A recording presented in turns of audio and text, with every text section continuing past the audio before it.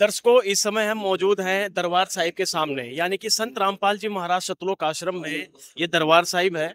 और यहाँ पर पाठ चल रहा है, वाणियां चल रही हैं संतों की। तो आइए जरा जानते हैं कि किस संत की वाणी चल रही है। और यहाँ बहुत मोटी पुस्तक रखी गई है, जैसा कि कैमरामैन से कहूंगा एक बार दिखाएं जूम करके। पाठी पाठ पढ़ रहे हैं और ये इतनी मोटी पुस्तक किस महान संत की है और किस संत ने इस पुस्तक को लिखा है, तो आइए जरा जानते हैं। नमस्कार जी। सत साहिब। सर, क्या नाम? सुनील दास।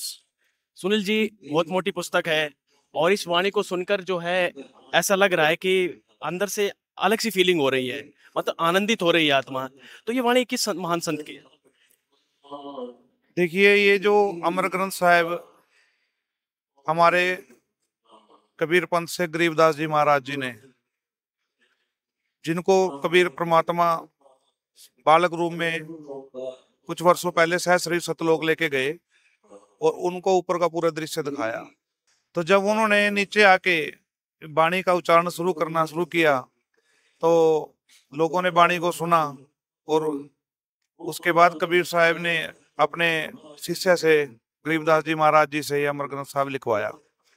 अमर ग्रंथ की रचना कराई गरीब कबीर साहब ने। लेकिन संत रामपाल जी महाराज एक कबीर पंथी संत हैं। आप कबीर साहब को, कबीर दास को कबीर भगवान कहते हैं। फिर कबीर सागर भी तो लिखवाया था कबीर साहब ने धर्मदास जी द्वारा। तो वो कबीर सागर का पाठ यहाँ क्यों नहीं होता है? रामायण का पाठ क्यों नहीं होता है? आप लोग अपने आप को सच्चे सनातनी कहते हो, तो रामायण का भी पाठ हो सकता है यहाँ। मान लीजिए एक समागम में रामायण का पाठ कर दीजिए, दूसरे समागम में पाठ कर दीजिए कबीर सागर का, और एक बार अमर ग्रंथ का है। तो तीनों पवित्र पुस्तक हैं। क्या कहेंगे सुनील जी? देखिए, चारों धर्मों के अपने अपने ग्रंथ साहिब हैं।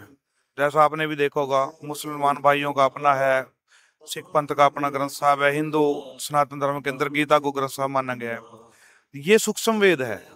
इसके अंदर कबीर साहब ने संपूर्ण ज्ञान दे दिया। सूक्ष्म वेद सभी वेदों को जोड़ के एक ऐसा ज्ञान दिया है कि जिसमें हर चीज का निचोड़ निकाल दिया। जैसे इसके बारे में पूरी महाभारत का वर्णन किया गया है, पूरी रामायण का वर्णन किया गया है और सभी लोकों का वर्णन किया गया है। और यहाँ पे जो धार्मिकता के हिसाब से हमें किस प्रकार का आचरण रखना चाहिए, किस प्रकार की भक्ति करनी चाहिए, इस टोटली इसके अंदर कबीर साहब ने गरीबदास जी महाराज के माध्यम से लिखवाया।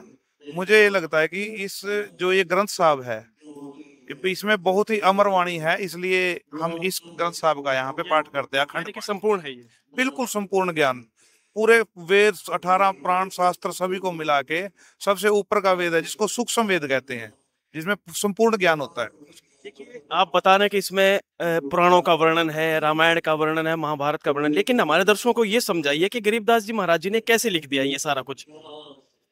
जैसे तुलसीदास जी ने कलयुग के अंदर रामायण लिखी, लाखों वर्ष पहले जो रामायण हो चुकी थी, वो तो अपनी दिव्य दृष्टि से उन्होंने लिखी और पूरा विश्व उसको मानता है। ऐसे ही सन 1727 में कबीर परमात्मा मिले गरीबदास जी महाराज जी को, उनको सह शरीर लेके गए और नीचे जब वो आए इस लोक में, उसके कुछ वर्षों के बाद उन्होंने अपनी दिव्य दृष्टि से ये वाणी एक अमर ग्रंथ साहब में लिखी। सुनील जी, मेरा दोबारा से प्रश्न यही कि कबीर साहब लेकर गए गरीबदास जी महाराज जी को और वापस छोड़ा तो वाणी रचित हुई अमर ग्रंथ के रूप में। लेकिन धर्मदास जी को भी मिले कबीर जी, उनके परम शिष्य थे धर्मदास जी कबीर साहब के। लेकिन वाणी तो कबीर सागर में भी वही है, या कहे कि अमर ग्रंथ में भी वही है। तो कबीर सागर का पाठ यहाँ पर क्यों नहीं होता है?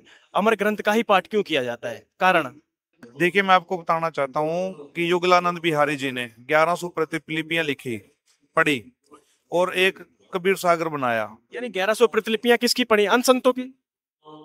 हाँ बिल्कुल। और उनको अलग अलग करके ना, उसको कबीर साहब को अलग अलग तरीके से सबने अपने अपने तरीके से बाद में उसमें फेरबदल कर दिए। यानी कि युगलानंद बिहारी ने जो 1100 प्रतिलिपियां पढ़ी, अन्य संतों की पढ़ी, कबीर पंथी लोगों की पढ़ी, उसमें क्या कुछ गलत था जो अब एक बनाया उन्होंने? नहीं, गलत नहीं था। देखिए, अभी कबीर पंथ में भी कितने अलग अलग पंथ खुले हुए हैं और यहाँ पे संत मत इतने तरीके के बने हुए हैं, अलग अलग सबने अपने अपने वो की हुई है, अपने अपने ग्रंथ लिखे हुए हैं। तो वो सब ने उसके अंदर फेरबदल कर करके जिसको जहां पहुंचना था वो समझ नहीं आया, उसने अपने तरीके से उसको लाइन को पेश कर, वाणियों में फेरबदल कर दिया। वाणियों में फेरबदल कर दिया, वो समझ नहीं पाए। तो उस वजह से फिर उसके बाद कबीर साहब ने फिर एक सूक्ष्म वेद को, इसको गुरु ग्रंथ साहिब को गरीबदास जी महाराज जी के माध्यम से लिखवाया और इसके अंदर किसी प्रकार की कोई फेरबदल नहीं है। देखिए, आप बता रहे हैं कि युगलानंद बिहारी जी ने 1100 प्रतिलिपियां पढ़ी अन्य कबीर पंथियों की, अन्य संतों की, उसमें फेरबदल हुआ तो उन्होंने एक मिला दिया, लेकिन वो शायद अब वो बना पाए कबीर सागर को दोबारा से उस तरीके से जिस तरीके से कबीर साहब ने जो रचित करवाई थी वाणी। तो आप कह रहे हैं कि जो गरीबदास जी महाराज जी द्वारा लिखा ये कबीरी सागर का रूप है। बिल्कुल कबीर सागर का भी रूप है, और अन्य सभी धर्मों के जितने भी ग्रंथ हैं सभी को मिलाकर रामायण भारत सभी का एक निचोड़ है, सूक्ष्म वेद। अच्छा, ये बताइए सुनील जी, संपूर्ण ज्ञान है, अनमोल ज्ञान है, इसमें किसी ने फेरबदल करने की कोशिश नहीं की? क्योंकि गरीबदास जी महाराज जी के बहुत सारे पंथ चले हुए हैं, लेकिन संत रामपाल जी कहते हैं कि मैं ही एक असली संत हूँ जो गरीबदास जी महाराज जी की वाणी को के आधार पे चला रहा हूँ, लोगों को बता रहा हूँ, लोगों को शिक्षा दे रहा हूँ। तो इसमें फेरबदल नहीं किया गया क्या? देखिए, ये सूक्ष्म वेद जो है पूर्ण परमात्मा की दया से बना है, और इसमें हर किसी को इसको समझने की वो नहीं है। मान लो अगर किसी ने इसमें फेरबदल करने की, कोई थे जिन्होंने फेरबदल करने की कोशिश की थी, सुनने में आया था कि उनको अधरंग मार गया था। यानी कि अधरंग मार गया तो उसके बाद फिर किसी की हिम्मत नहीं पड़ी इसको फेरबदल करने की? नहीं, किसी ने मात्रा तक नहीं फेरबदल की इतना। तो ये ज्यों का त्यों है आज भी, जैसे गरीबदास जी महाराज। बिल्कुल जो कहते हुए जी, जैसा परमात्मा ने लिखवाया था गरीबदास जी महाराज ने वो लिखे अपनी दिव्य दृष्टि से, परमात्मा की दया से जो कहते हुए। लास्ट में क्या कहना चाहेंगे सुनील जी इस अमर ग्रंथ के विषय में? देखिए, अमर ग्रंथ साहब के विषय में तो यही कहेंगे कि हम बहुत भाग्यशाली हैं जो हमें ये भक्ति मिली है, ये सूक्ष्म वेद पढ़ने का हमें ये मौका मिला है। और अगर आप भी इस चीज को जानना चाहते हैं, इस भक्ति के बारे में जानना चाहते हैं, तो संत रामपाल जी महाराज जी से जुड़िए। उनकी वेबसाइटें हैं, जगह जगह पोस्टर लगे हुए हैं उनके। सतलोक आश्रम कुरुक्षेत्र में आके भी आप पूरा ज्ञान प्राप्त कर सकते हैं, शंका समाधान कर सकते हैं। बहुत बहुत धन्यवाद। ये थी अमर ग्रंथ साहिब का वो सच जो शायद आज तक अन्य संतों ने छुपा के रखा, लेकिन संत रामपाल जी महाराज जी ने इसको उजागर किया। ये वो सच्चाई थी कि गरीबदास जी महाराज जी के द्वारा ही जो वाणी चल रही है अमर ग्रंथ की, इस वाणी को पढ़ने से लाखों करोड़ों पाप नष्ट हो जाते हैं। अभी हम जो वहां पर भाई थे वो बता रहे थे सुनील जी कि सदग्रंथ साहिब, अमर ग्रंथ साहिब की वाणियों का जब पाठ हो रहा है उसकी कितनी महत्वता है आम समाज के लिए, जन समूह के लिए। लेकिन इस समय हम आ चुके हैं इन बहनों की तरफ। यहाँ भी अलग अलग स्थान बनाए गए हैं, पुरुषों की तरफ अलग है पाठ करने की व्यवस्था, और यहाँ पर संत रामपाल जी महाराज जी के द्वारा जो महिलाओं के लिए पाठ पढ़ने की व्यवस्था अलग है। तो हम इस समय बहनों की तरफ हैं और इनसे भी जानते हैं इनके विचार। जी, क्या नाम है आपका? मेरा नाम अन्नू है। आपका क्या नाम है? विशाली दासी।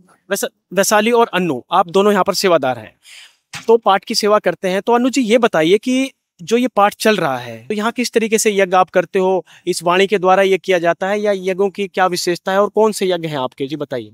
देखिए, जो यहाँ पे यज्ञ हो रहा है इससे हमारे पुण्य कर्म बढ़ते हैं। पुण्य कर्म कैसे बढ़ते हैं? हमारे गुरुजी यहाँ पे 5 यज्ञ कराते हैं। पहला यज्ञ है धर्म के, दूसरी यज्ञ है ध्यान, तीसरी यज्ञ है हवन की, और चौथी यज्ञ प्रणाम, और 5वीं यज्ञ है ज्ञान की। तो हमारे गुरुजी यहाँ पे 5 यज्ञ करवाते हैं, जिससे हमारे पुण्य कर्म तो बढ़ जाते हैं और पाप कर्म कट जाते हैं।